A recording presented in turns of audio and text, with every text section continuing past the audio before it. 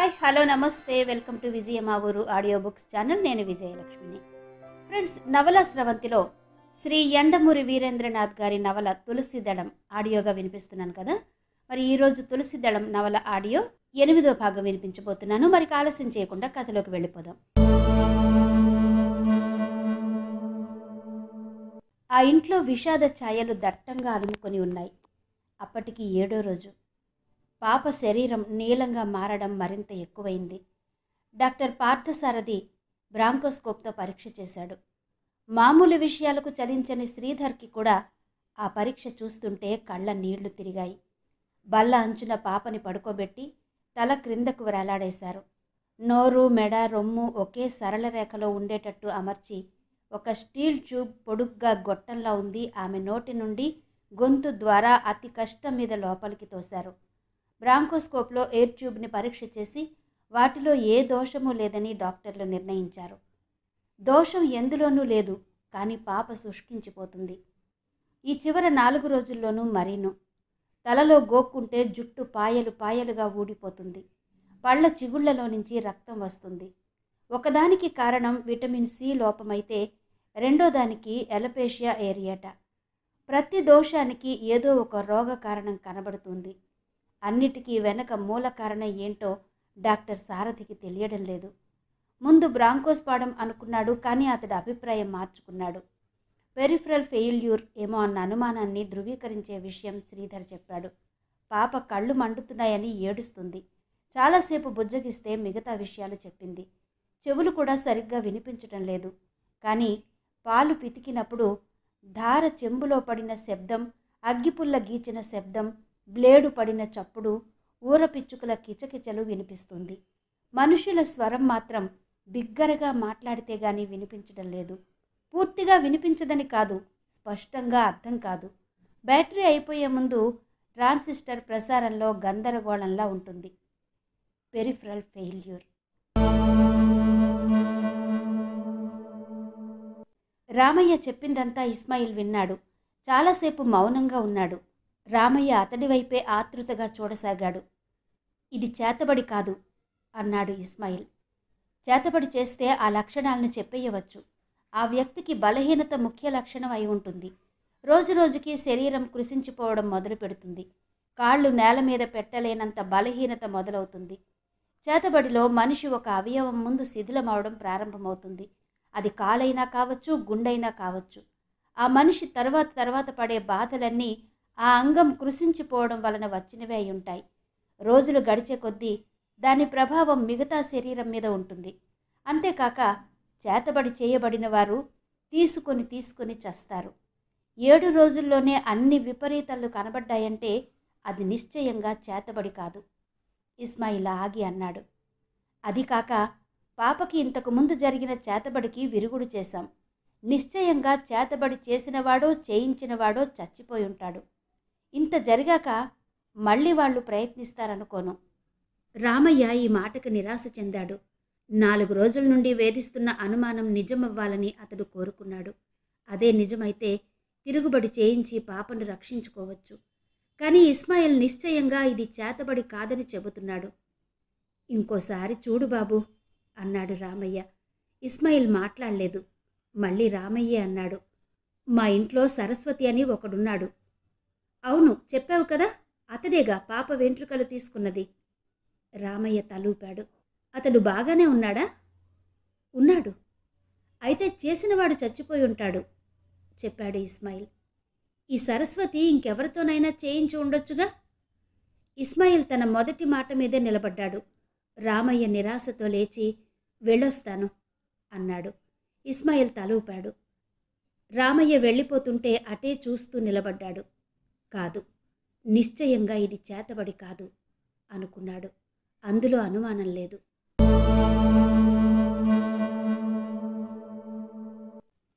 రాష్ట్రంలోకెల్లా పెద్దదైన ఆ లైబ్రరీ విశాలమైన గదుల్లో ఒక మూల కొన్ని సంవత్సరాల నుంచి ఎవరూ చూడని ఒక పుస్తకం ఉంది. ఒక సాలెపురుగు దాని వెనక శాశ్వత నివాసం ఏర్పరచుకుంది. సంవత్సరానికి ఒకసారి రిజిస్టర్ పుస్తకంలో వ్రాయడానికి తప్ప ఇంకెందుకు ఆ పుస్తకాన్ని తీయరెవరు. ఆ పుస్తకం పేరు తంత్ర. ఆ పుస్తకం 16వ ప్రకరణంలో ఇలా ఉంది. కాష్మోరా అనే విద్యని అభ్యసించిన వాళ్ళు క్షుద్రదేవతలలోకెల్లా గొప్పవాడైన దేవతని సాధించినట్టే.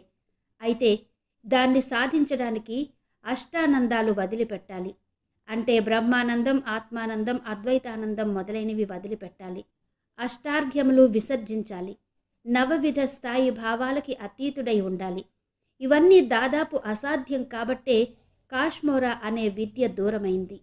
కానీ 1000 సంవత్సరాల క్రితం ఆ విద్యని అదే పుస్తకం చివరి ప్రకరణంలో వివిధ తంత్రాల ఫలితాలు వివరించబడ్డాయి. కాష్మోరా అనే పదం ఎదురుగా దాని ప్రభావ ఫలితాలు ఇలా వివరించబడ్డాయి. 21 రోజులలో మనిషిని నిశ్చయంగా చంపే కాష్మోరా ఒక్కో రోజు ఒక్కో రకంగా మనిషిని బాధ పెడుతుంది. మొదటి రోజు వాతం, రెండో రోజు శ్లేష్మజం, దంతోద్భేదం, దంతశబ్దం, అహిపూతనము, ఆరో రోజు అకాలవంతము, ముఖపాకం, ఉదారోద్భావం, ఉపశీర్షికము, విచ్ఛిన్నము, పగర్భికము, శయ్యామూత్రము, కుకూనం, రోదనం, అజగల్లి, ముఖస్రావం, గుదపాకం, పార్శ్వారుణం, తాలుకంఠం. 20వ రోజు పీడనం, కోమ. 21వ రోజు మరణం. ఆ వేళకి అది 8వ రోజు, అంటే ఉదరోద్బాదనం. పాప గొంతులో దిగుతున్న బేరియం ద్రవాన్ని ఫ్లోరోస్కోప్లో చూస్తున్నాడు డాక్టర్ పార్థసారథి. దాదాపు 2 గంటల క్రితం వచ్చింది స్ట్రోకు. కడుపు నొప్పి మెలికలు తిరిగిపోతోంది. తెరలుగా వస్తున్న నొప్పికి కడుపు పట్టుకుని పక్క మీద నుంచి కింద పడి నేల మీద గదిలో దొర్లకుండా శ్రీధర్ పాపని నొక్కిపట్టి ఉంచాడు. దేనికి చలించని నారాయణరావు కూడా ఈ దృశ్యాన్ని చూసి కళ్ళ నీళ్లు తిరిగాయి. భగవంతుడా, పరాయి వాళ్ళకి కూడా వద్దురా ఈ బాధ అని ప్రార్థించాడు. ఆ చిన్న పాప లేత శరీరం ఈ ఉద్ధృతమైన బాధను తట్టుకోలేక మెలికలు తిరగసాగింది. అరవడానికి కూడా శక్తి లేనంత నీరసంతో ఉండడం వల్ల గొంతులో నుంచి చిన్న శబ్దాలు మాత్రమే వస్తున్నాయి. అవి అక్కడి వాళ్ళందరి గుండెల్ని రంపపు కోత కోస్తున్నాయి. అమ్మా అమ్మా అని రోదిస్తూ దిండు మీద తల అటు ఇటు కొట్టుకోసాగింది. కడుపులో శూలంతో గుచ్చినట్టు నొప్పి, చేత్తో పేగుల్ని మెలిపెట్టినట్టు బాధ. శారద పైటి చెంగు నోట్లో కుక్కుని ఏడుపును ఆపుకోవడానికి ప్రయత్నిస్తూ పర్వాలేదమ్మా, తగ్గిపోతుంది అంటూ కూతుర్ని అనునయించసాగింది. అనిత ఇది చూడలేక గది బయటనే నిలబడి ఏడుస్తుంది. మనిషి అస్తిత్వాన్ని ప్రశ్నిస్తున్నట్టు ఉంది హాస్పిటల్ ఎత్తైన భవంతి. అంగాంగాన్ని పరీక్షించే డిపార్ట్మెంట్లు, న్యూరాలజీ, లోపెడ్రిక్స్, సైకియాట్రీ, గైనకాలజీ, యూరాలజీ, ఇంకో పక్క నర్సుల క్వార్టర్లు, ఆఫీస్ అకౌంటింగ్, పర్చేజింగ్, పొడవైన కారిడార్లలో రోగుల తాలూకా ఆప్తులు. కొందరి మొహాలలో ఆశ, కొందరిలో నిర్లిప్తత.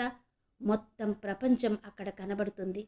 రోగులు ముందు ద్వారం నుంచి వస్తున్నారు, శవాలు వెనక వరండాలో నుంచి వెళతాయి. సైన్స్ చాలా సాధించింది. ముందు నుంచి బయటకు వచ్చేవాళ్లే ఎక్కువ మంది. డాక్టర్ పార్థసారథి బట్టతలని సవరించుకున్నాడు. డియోడినంలోకి కడుపులోంచి వెళుతున్న బేరియం స్పష్టంగా కనిపిస్తుంది. దాని ప్రభావం వల్ల ఫ్లోరోస్కోప్లో ప్రతి అవయవము క్లియర్గా తెలుస్తుంది. రేడియాలజిస్టు పాప కడుపుని వేళ్లతో కుదిపాడు. ద్రవం నలుమూలలకి పాకింది. ఎప్పుడు కావలిస్తే అప్పుడు ఫోటోలు తీసుకుంటున్నాడు. బేరియం ద్రవం ఇంకొంచెం కిందికి దిగింది. రేడియాలజిస్టు తన పనిని ఆపి పక్కకు తప్పుకున్నాడు. డాక్టర్ పార్థసారథి ఆతృతగా వంగి ముందుకు చూశాడు. తన 25 సంవత్సరాల అనుభవంతో అదేంటో తెలుసుకోవడానికి పార్థసారథికి 2 సెకండ్ల కన్నా ఎక్కువ పట్టలేదు. అల్సర్. అతడు తలెత్తి రేడియాలజిస్టు వైపు సాలోచనగా చూశాడు. అతడు తల ఊపాడు. పాప 24 గంటల పాటు అబ్జర్వేషన్లో ఉంచబడింది. పాప కేసు చాలా విచిత్రంగా ఉంది. సైనోటిక్ అటాక్ నుంచి అల్సర్కి. నేను నా కర్తవ్యాన్ని నిర్వహిస్తున్నానా? నా డయాగ్నిసిస్ కరెక్టేనా? నా అజ్ఞానంతో ఒక చిన్ని జీవితాన్ని నాశనం చేస్తున్నానా? వీటన్నిటికీ మూల కారణం మెదడో, కాలేయమో, ఇంకేదో అయి ఉంటుంది. అనవసరంగా నేను ఇన్ని రకాలుగా ట్రీట్ చేస్తున్నానా? మూల కారణం కనుక్కోలేకపోవడం నా అసమర్థత. పార్థసారథి డైరీ వ్రాయడం ఆపి అలసటగా కుర్చీ వెనక్కు వాలాడు. దూరంగా 12 కొట్టింది. హాస్పిటల్లో పాప బెడ్ పక్కనే పడుకున్న సరస్వతి నెమ్మదిగా లేచాడు.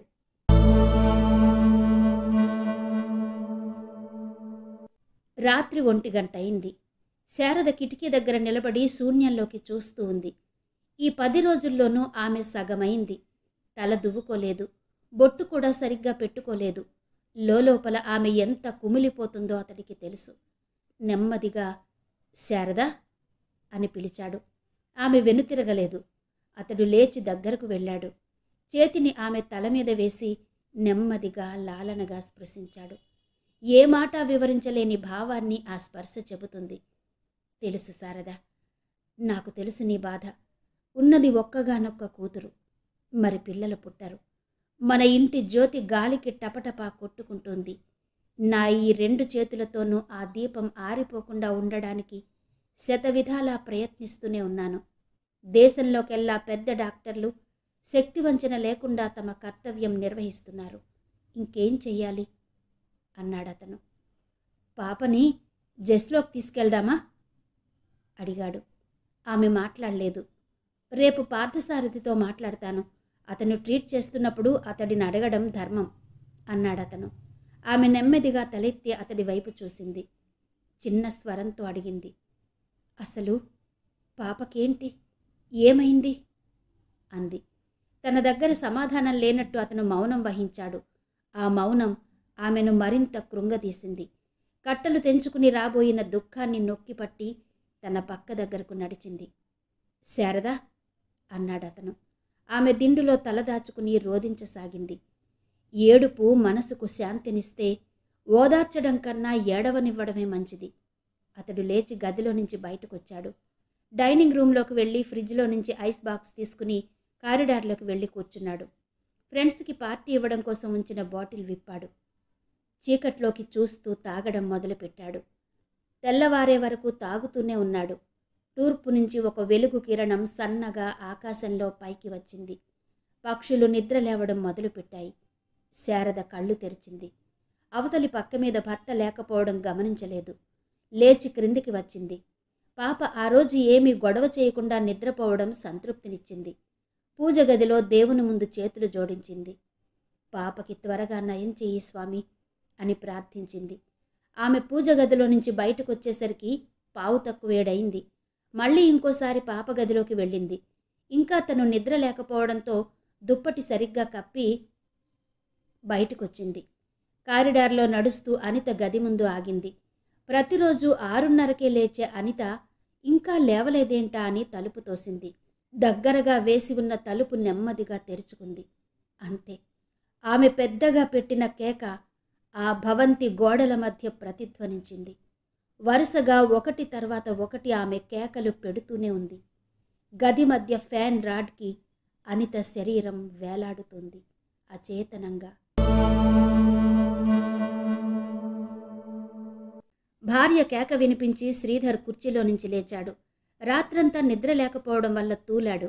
అక్కడికి ముందు చేరుకున్నది నారాయణరావు. లోపలి దృశ్యాన్ని చూసి నిశ్చేష్టుడయ్యాడు.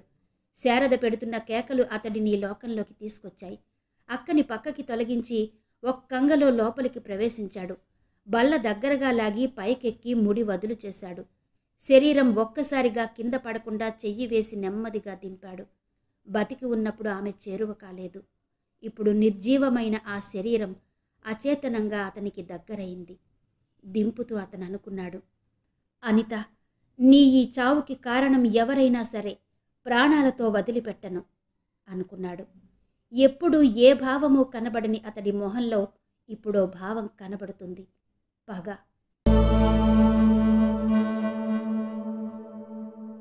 ఆ రోజు సాయంత్రం పైడితల్లికి ఒక ఉత్తరం వచ్చింది స్వామి దగ్గర నుంచి. డియర్ తల్లి, ఈరోజే బిస్తాపూర్ వెళ్ళి అక్కడ కాద్రాని కలుసుకున్నాను. అన్నీ అనుకున్నవి అనుకున్నట్టే జరుగుతున్నాయి. ఇంకా 6 రోజులు అంతే. సరిగ్గా 22వ రోజున టెలిగ్రామ్ ఇవ్వండి. అంతా అయిపోగానే కాద్రాకి ఇవ్వవలసింది ఇచ్చేసి నేను బయలుదేరి వచ్చేస్తాను. తర్వాత ఒక 4 నెలల పాటు మనం కలుసుకోకుండా ఉండడం మంచిది. ఈ విషయంలో మాత్రం చాలా జాగ్రత్తగా ఉండాలి.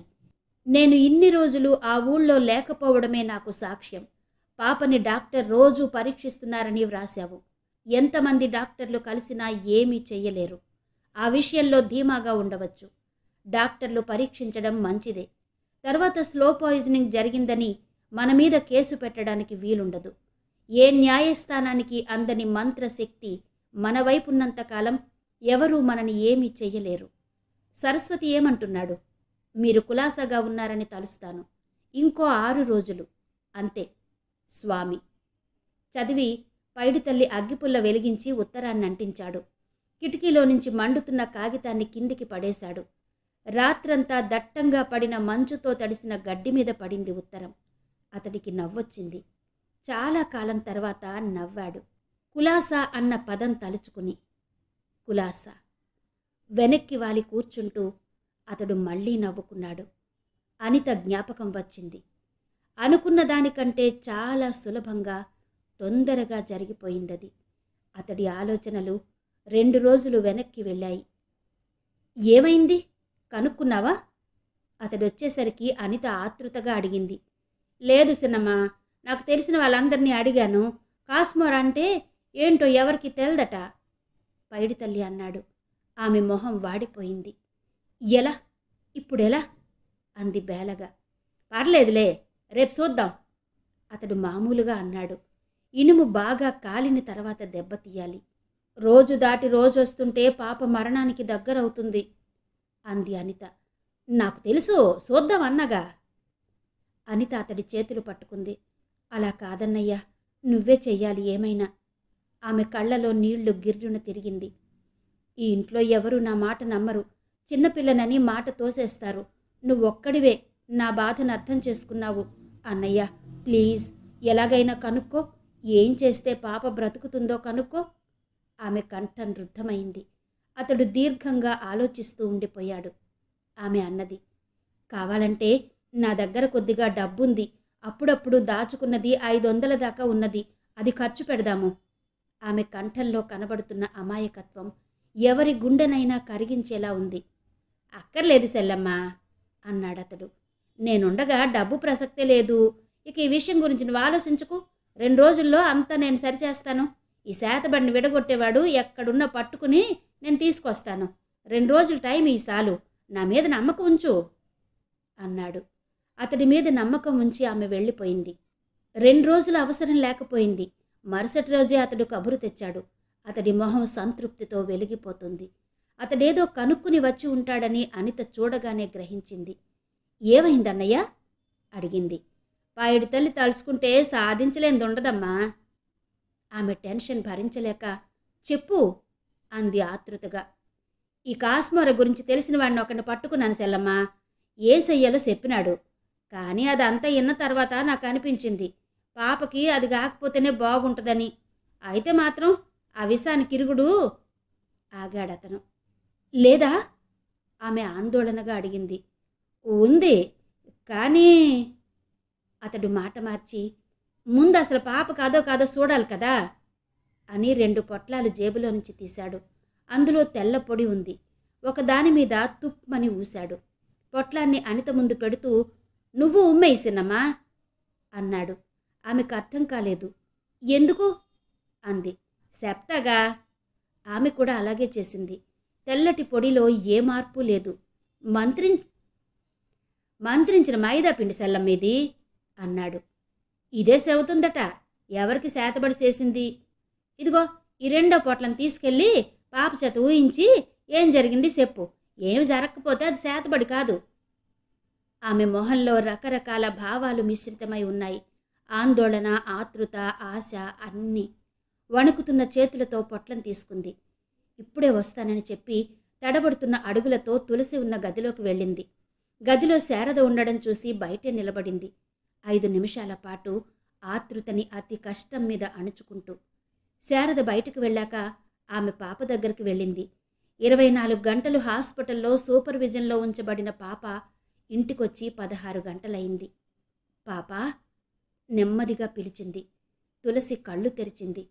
రక్తం లేక తెల్లగా పాలిపోయిన మొహం, లోతుగా పోయిన కళ్ళు, పల్చగా మారిన పెదాలు, ఊడిపోయిన జుట్టు, బంతిలా ఉండే పాప పుల్లలా మారింది. అనిత పొట్లం విప్పి మంచం పక్కగా పట్టుకుంది. దీనిమీద ఉమ్మివెయ్యి అంది. పాపకేమీ తెలియలేదు. అర్థమయ్యేటట్టు మళ్ళీ చెప్పింది. ఒక చేత్తో మెడ కింద చెయ్యి వేసి పట్టుకుంది. పాప నోటి తడి తగలగానే మంత్రించిన మైదాపిండి బుసబుస పొంగింది. 2 నిమిషాల తర్వాత అనిత తన గదిలోకి వచ్చేసరికి ఆమె కళ్ళు పెద్ద రహస్యాన్ని కనుగొన్న దీప్తితో వెలుగుతున్నాయి. ఉత్సుకతతో నరాలు తెగిపోతాయా అన్నట్టు ఉంది. పరుగు పరుగున తన గదిలోకి వచ్చింది. పైడితల్లి తలెత్తి చూశాడు. నిజమే అంది తొందరగా. నువ్వు చెప్పింది నిజమే. పాప మంత్రించిన మైదాపిండి మీద ఉయ్యగానే బుసబుస పొంగింది. ఎవరో గిట్టని వాళ్ళు పాపకు అన్యాయం తలపెట్టారు. అందరూ ఆనందంగా ఉండడం చూడలేక ఈ దారుణానికి వడిగట్టారు. ఆమె కంఠంలో చప్పున దైన్యం ధ్వనించింది. ఎలా ఎలా పాపను రక్షించడం? ఇంకా ఈ మంత్రానికి విరుగుడే లేదా అంది. పైడితల్లి మాట్లాడలేదు. చెప్పన్నయ్యా భుజాలు పట్టుకుని ఊపింది. పాపకి నయం అయ్యే మార్గమే లేదా? ఈ మందిచ్చిన ఆయన ఏమీ చెప్పలేదా? అతను మౌనంగా ఉండడం ఆమెని బాధ పెడుతుంది. ఏదైనా చేసి పాపని రక్షించాలి, ఏం చేసైనా సరే అనుకుంది. పాపకి చేతబడి అని నిరూపించినవాడు సామాన్యుడై ఉండడు. మంత్రించిన మైదాపిండి ఇచ్చిన వాడికి ఇంకా ఎన్నో మంత్రాలు తెలిసే ఉంటాయి. ఇవన్నీ అన్నయ్య నమ్మడు. మనమే అతన్ని బతిమాలుకుని నయం చేయించాలి. నా దగ్గర డబ్బులున్నాయని చెప్పానుగా, ఇంకా కొద్దిగా కావలసి వస్తే వదిన్ని అడుగుదాం. తనని ఒప్పించడం పెద్ద కష్టం కాదులే. అదంతా నేను చూసుకుంటాగా. లే అన్నయ్య, నువ్వు వెళ్ళి కనుక్కురా. పాప జబ్బు తాలూకా రహస్యాన్ని కనుక్కున్న ఉద్వేగంతోనూ తమ ఇంటి జ్యోతిని తిరిగి వెలిగించాలన్న తపనతోనూ వణికిన ఆ కంఠాన్ని వింటూ పైడితల్లి నెమ్మదిగా తలెత్తాడు. అక్కర్లేదు సిన్నమ్మ, డబ్బు ఖర్చు పెట్టక్కర్లేదు అన్నాడు. ఆపై చిన్న స్వరంతో, ఆ మంత్రగాడు మందు కూడా చెప్పాడు. ఆగాడు. కానీ ఆమె ఆందోళనగా చూస్తూ, కానీ మనం ఆ మందు సంపాదించలేమా అంది.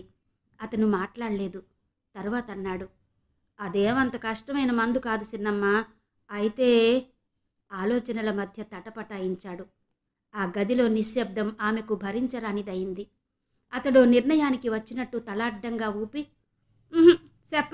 చెప్పలేను, పాప చచ్చిపోయినా సరే అన్నాడు. ఆమె కళ్ళల్లో నీళ్లు తిరిగాయి. ఒక్కసారి బేలతనం ఆవరించింది. ఎందుకు చెప్పు అంది రుద్ధమైన కంఠంతో. పాపని బాగు చేయడానికి ఏమైనా చెయ్యాలి మనం. అదేమంత కష్టమైన మందు కాకపోతే మరెందుకు చెప్పు?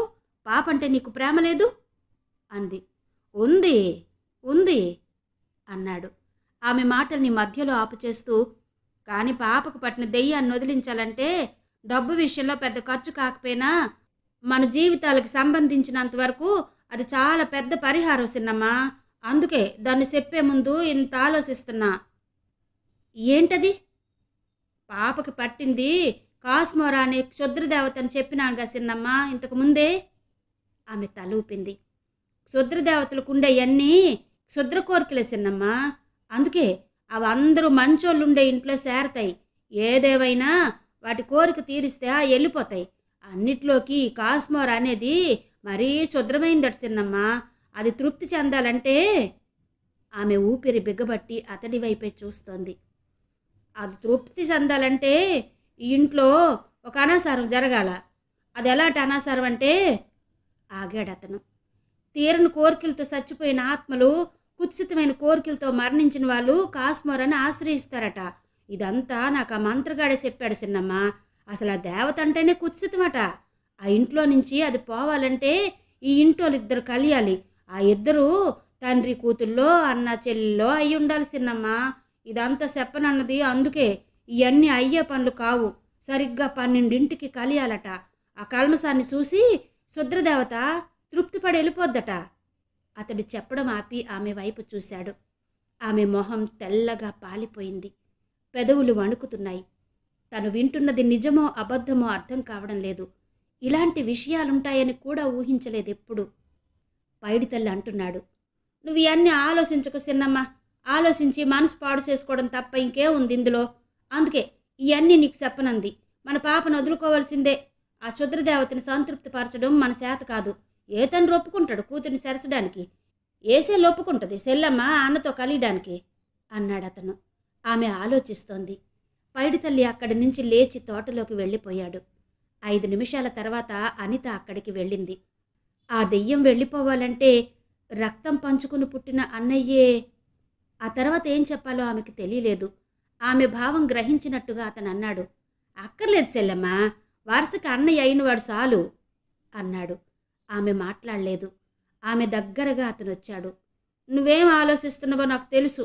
వద్దు సిన్నమ్మా, అలాంటి ఆలోచన పెట్టుకోకు. నేను అంత పని చెయ్యలేను. నిన్ను అపవిత్రం చెయ్యలేను. ఆమె ఎటూ తోచినట్టు అతడి వైపు బేలగా చూసింది. నువ్వు అంత త్యాగం చెయ్యొద్దు సెల్లమ్మా. పాపను చచ్చిపోని ఇంకెంత 8 రోజులు అంతేగా. కొంచెం బాధపడుతుంది. ఒకరోజు రక్తం కక్కుకుంటుంది, ఒకరోజు కాళ్ళు చేతులు కొట్టుకుంటుంది, నరకయాతన అనుభవిస్తుంది. అయినా ఎన్ని రోజులు? 8 రోజులేగా.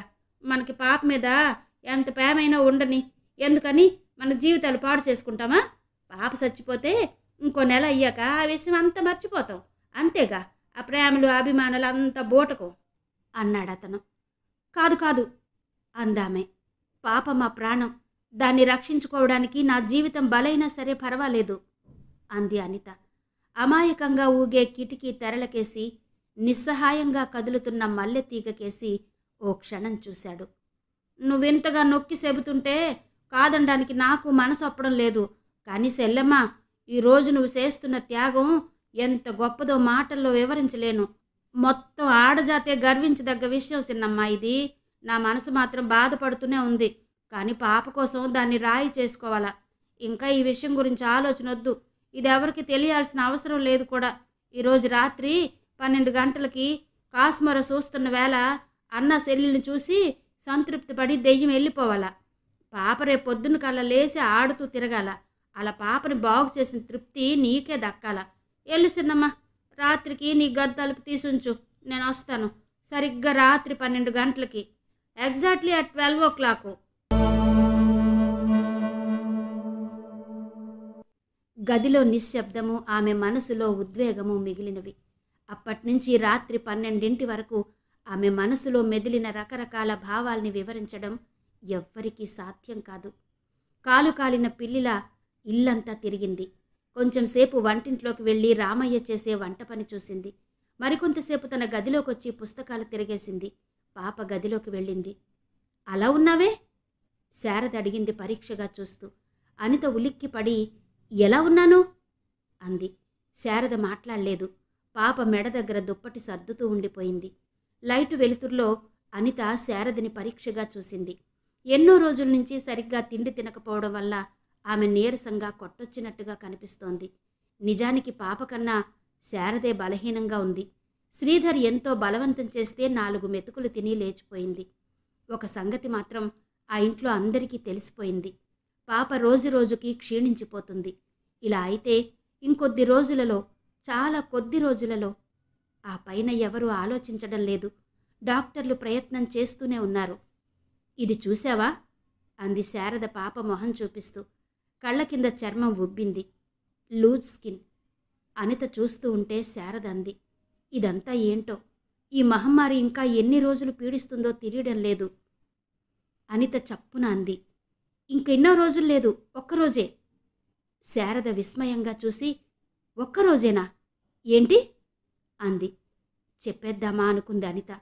చెప్పేస్తే అమ్మో ఇంకేమైనా ఉందా? కానీ పాప రేపు బాగైపోతే, అది తన వల్లే అయితే అప్పుడు ఆ థ్రిల్. అది మాత్రం ఎలా చెప్పడం? లేదు లేదు, ఈ రహస్యం తనతో ఉండిపోవాలి. చెబితే ఎవ్వరూ ఒప్పుకోరు. అన్నయ్య, వదిన. అయినా తను పిచ్చిది, ఎలా చెబుతుంది? ఏం లేదు అని అక్కడి నుంచి వెళ్ళిపోయింది అనిత. ఆ రాత్రి ఆమె భోజనం సరిగ్గా చెయ్యలేదు. ఉద్వేగం, అంతటా ఉద్వేగమే. అప్పుడు మాత్రం ఆమె మనసులో తప్పు చేస్తున్నానన్న భావం ఏమాత్రం లేదు. ఒక పవిత్ర కార్యక్రమం కోసం తన శరీరం ఉపయోగపడుతుందన్న భావం తప్ప. దేవుడి ముందు నేల మీద పడి దొర్లేవాళ్ళు, జాతర్లలో నిప్పుల మీద నడిచేవాళ్ళు ఏ ఉద్వేగంతో ఆ పనులు చేస్తారో అదే ఉద్వేగంతో ఆమె ఆ పనికి పూనుకుంది. అయితే జాతర్లలో నిప్పులు తొక్కేవాళ్ళు అలా తొక్కే ముందు కాళ్ళు బాగా కడుక్కుంటారు. కాబట్టి ఆ నీరు ఆవిరయ్యి పాదానికి నిప్పుకి మధ్య పొరలా ఏర్పడి పాదం కాలిపోకుండా రక్షిస్తుంది. మరిప్పుడు అనిత శరీరాన్ని నిప్పులో కాలిపోకుండా ఏది రక్షిస్తుంది? ఏదీ రక్షించలేదు. అంతా మామూలుగా, చాలా మామూలుగా జరిగింది. 12కి పైడితల్లి వచ్చాడు. తలుపు వేసి గడియ పెట్టాడు. ఆమె అతడి వైపే చూస్తుంది. చుట్ట ఓ మూలకి విసిరేశాడతను. చెల్లెలి వైపు చూస్తూ నవ్వుతూ దగ్గరగా వచ్చాడు. ఈ ఘోరాన్ని చూడలేనట్టు ప్రకృతి కూడా మౌనం వహించింది. గోడ గడియారం చప్పుడు తప్ప మరేమీ వినిపించడం లేదు. దూరంగా ఎక్కడో ఓ కుక్క ఏడుస్తుంది. ఫెరన్ మొక్క మీద దీపపు కాంతి నిస్తేజంగా పడుతోంది. అతడి మోటు చేతుల మధ్య ఆమె నాజూకు శరీరం నలుగుతోంది. ఆమె అమాయకంగా గదంతా చూసింది. ఎక్కడైనా కాశ్మోరా కనబడతాడేమోనని. ఓ క్రూరమైన దెయ్యమా అనుకుందామే. ఇదిగో నీకు కావలసింది జరుగుతోంది. ఇక మా పాపను వదిలిపెట్టు.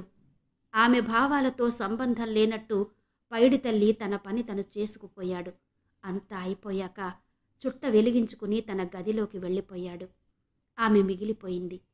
చాలాసేపు పక్క మీద అలానే పడుకుని ఉండిపోయింది. పాప గదిలోకి వెళ్ళి చూడాలన్న కోర్కెను బలవంతంగా ఆపుకుంది. దాదాపు అరగంట అయిన తర్వాత బయటికొచ్చింది. దూరంగా గడియారం 1 కొట్టింది. చీకటి మనిషి మనసులో పాపంలా ఉంది. ఆమె మెట్లు దిగి వస్తుంటే వాళ్ల గదిలో నుంచి మాటలు వినబడ్డాయి. పైడి తల్లి సరస్వతి కంఠాలు. కాశ్మీర కాదు గాని కాశ్మీరీ యాపిల్ పండ్లో ఉంది అమ్మాయి. 20 ఏళ్ల వయసులో పిటపిటలాడిపోతూ. పైడి తల్లి కంఠం.